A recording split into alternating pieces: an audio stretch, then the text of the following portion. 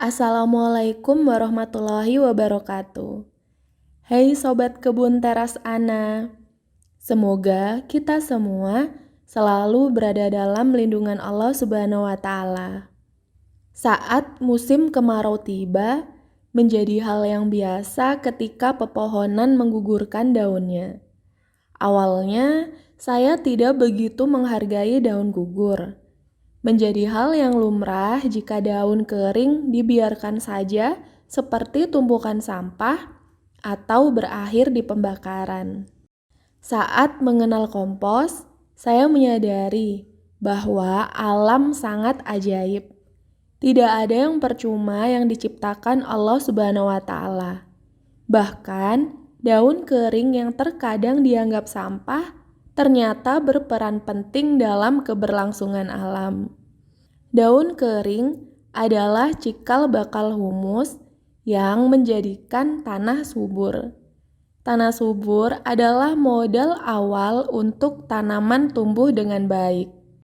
Di lingkungan saya, banyak terdapat pohon bambu yang biasanya menjadi pagar perumahan atau tumbuh liar di bantaran sungai yang mengering.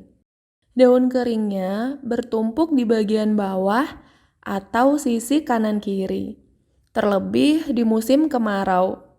Ternyata, daun bambu adalah salah satu bahan pengomposan super yang di dalamnya terkandung banyak zat aktif, yakni fosfor, kalium, silika, dan unsur hara makro primer yang lainnya yang dibutuhkan oleh tumbuhan. Selain itu, pada humus daun bambu terdapat biang jamur seperti Trichoderma.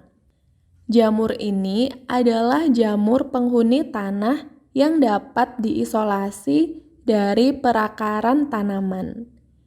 Trichoderma di samping sebagai organisme pengurai, dapat pula berfungsi sebagai agen hayati dan stimulator pertumbuhan tanaman. Trichoderma dapat menghambat pertumbuhan serta penyebaran racun jamur penyebab penyakit bagi tanaman. Selain itu, adanya jamur ini sangat efektif mencegah penyakit busuk pangkal batang, busuk akar yang menyebabkan tanaman layu, dan penyakit jamur akar putih. Ada beberapa cara untuk membiarkan jamur ini. Insya Allah akan saya bagi pada video seri pupuk organik. Akar bambu juga merupakan media yang sangat efektif untuk membiarkan rizobakteri, di mana bakteri ini dapat memicu pertumbuhan akar, mengurangi penyakit, dan kerusakan oleh serangga. Dan yang terpenting, daun kering adalah penyedia sumber karbon yang sangat baik. Musim kemarau adalah waktu yang tepat untuk kalian mengumpulkan banyak daun kering sebagai bahan membuat kompos. Panas matahari akan membantu mempercepat proses mengkompos dan hujan jarang terjadi, sehingga kelembapan kompos dapat dijaga. Inilah waktu yang saya tunggu-tunggu. Melihat daun bambu kering bertumpuk membuat mata saya berbinar. Terlebih, ini adalah daun bambu, di mana saya dapati daun bambu bernilai ekonomis. Ada orang-orang di luar sana yang menghargai daun bambu kering dengan uang. Sedangkan di sini saya mengambilnya secara gratis dan sepuasnya. Saya tidak keberatan untuk mengambilnya sebanyak yang saya bisa ambil. Karena saya tahu, saya akan mendapatkan pekarangan yang lebih sehat sebagai imbalan kerja keras saya. Banyak manfaat yang akan kalian dapatkan dari daun bambu kering.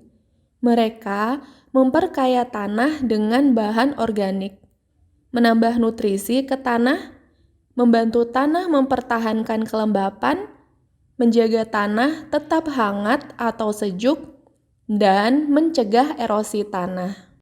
Ada beberapa cara memanfaatkan daun kering yang kalian dapatkan.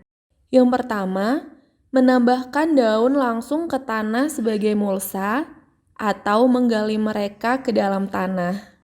Cabik-cabik daun menjadi lebih kecil untuk mempercepat daun terurai. Saat terurai, mereka melepaskan nutrisi ke dalam tanah. Memberikan daun kering ke tanah akan meningkatkan aliran udara di tanah dan membantu mempertahankan air.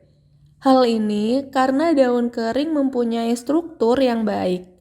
Mereka menciptakan ruang pori-pori untuk sirkulasi udara dan menyimpan kelembapan.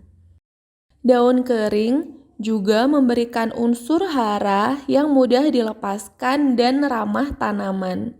Saat daun mulai membusuk, nutrisi akan tersedia untuk akar tanaman. Kalian dapat membiarkannya tergeletak di atas tanah yang nantinya akan berfungsi sebagai mulsa untuk membantu mengurangi gulma. Pada waktu berikutnya, daun kering akan menjadi kompos dan terurai ke dalam tanah. Namun, kompos yang dibiarkan begitu saja di kebun bisa cepat kering dan kehilangan sebagian nutrisinya.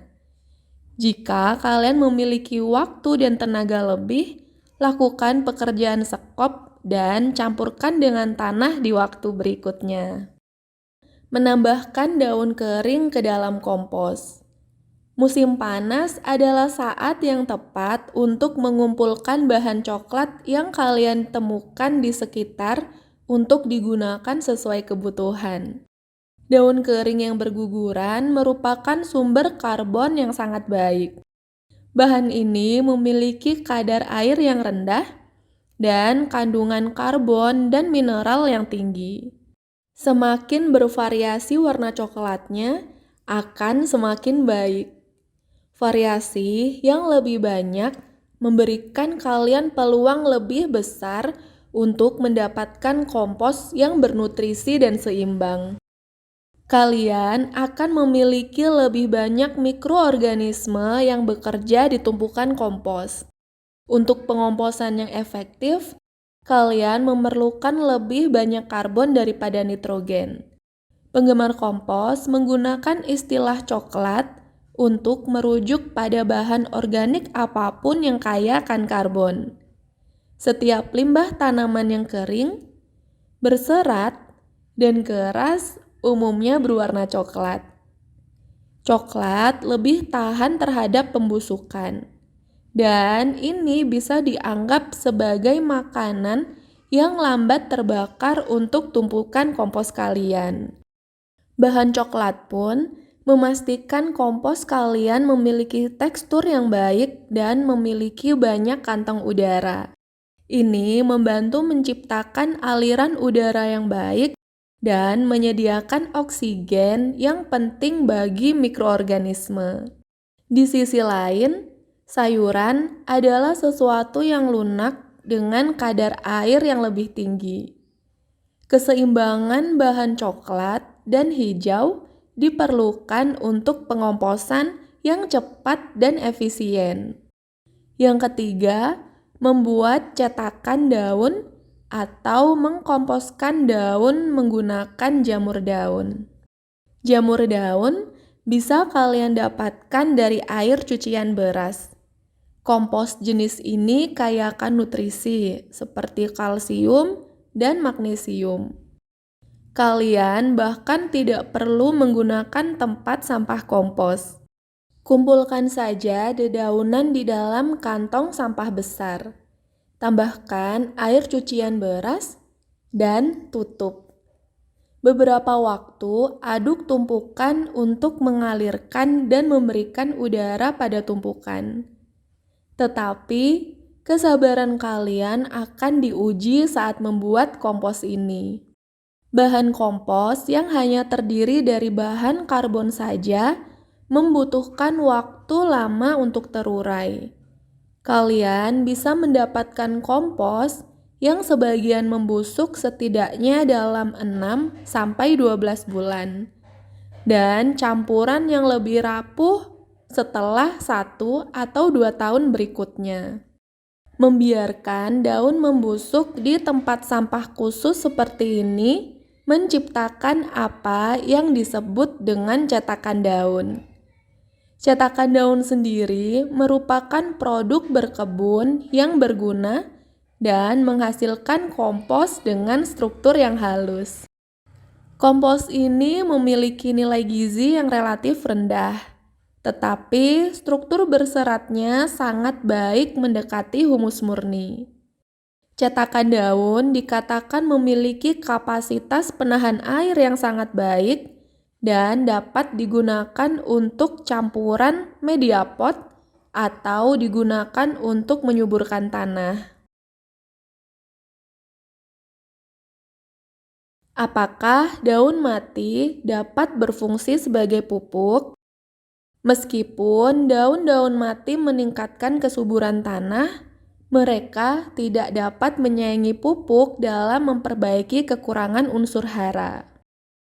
Daun mati hanya menyediakan sedikit nutrisi dan melepaskannya secara perlahan.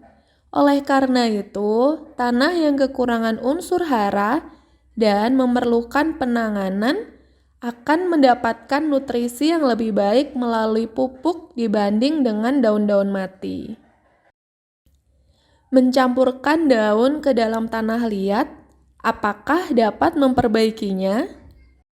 Tanah liat yang berat, kekurangan udara, dan cepat tergenang air.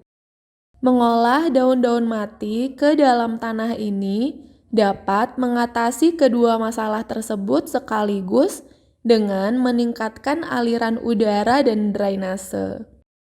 Struktur karbon keras dari daun-daun mati dapat menambah struktur yang sangat dibutuhkan pada tanah liat. Apakah daun kering baik untuk tanaman dalam pot? Jika kalian ingin menambahkan daun-daun mati ke dalam tanaman pot, potong-potong terlebih dahulu menjadi potongan-potongan kecil dan biarkan menjadi kompos. Ini disebut dengan cetakan daun. Namun, tambahkan sedikit saja. Ingat, menggunakan terlalu banyak daun mati dapat menciptakan lingkungan yang kekurangan nitrogen bagi tanaman kalian.